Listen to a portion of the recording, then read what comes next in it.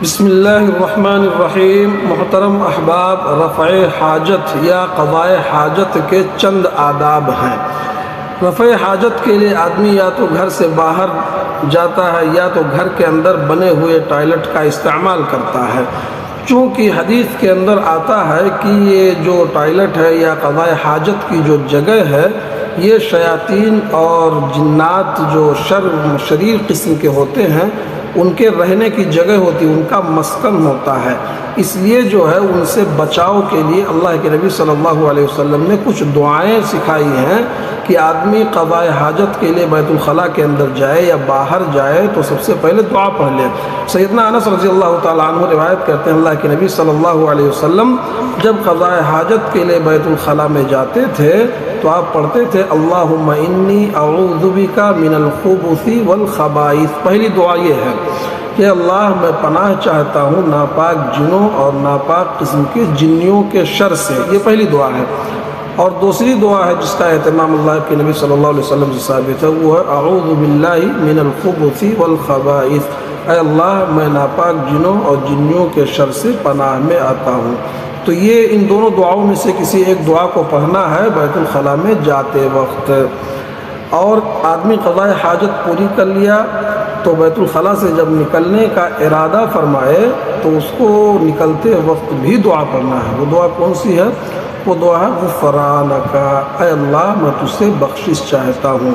تو ان دونوں دعاؤں کا بیت الخلاء میں جاتے وقت اور نکلتے وقت ان دونوں دعاؤں کا اہتمام کرنا ضروری ہے۔ شیاطین اور جنات، شریر قسم کے جو شیاطین ہیں، جنات ہیں، ان کے شر سے بچاؤ کے لیے۔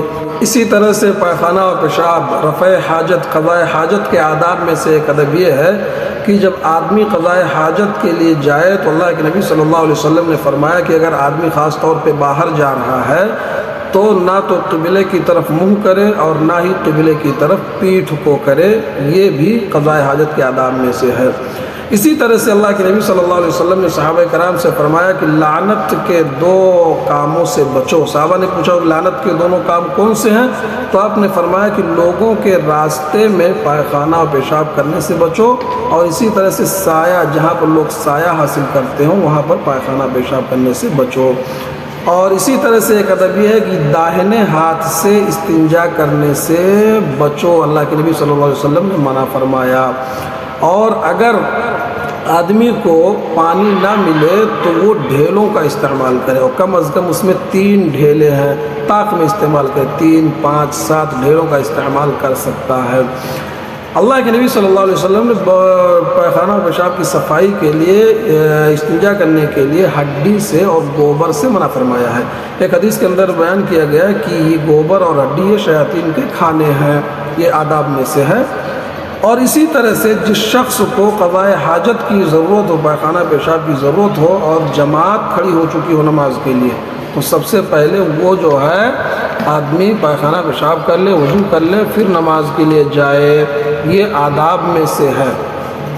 اسی طرح سے اگر کھانا حاضر ہو تو آدمی کھانا کھا لے، اس کے بعد نماز کے لیے جائے، یہ بھی آداب میں سے ہے۔ پائخانہ پیشاب کی دباؤ کی حالت میں اگر نماز پڑھے گا تو نماز میں وہ خشوع خضوع باقی نہیں رہے گا، اس لیے نبی کریم صلی اللہ علیہ وسلم نے اطمینان سے نماز پڑھنے کے لیے کہا ہے۔ یہ چند آداب، اللہ تعالی ہم سب کو ان پر عمل کرنے کی توفیق عطا فرمائے، آمین۔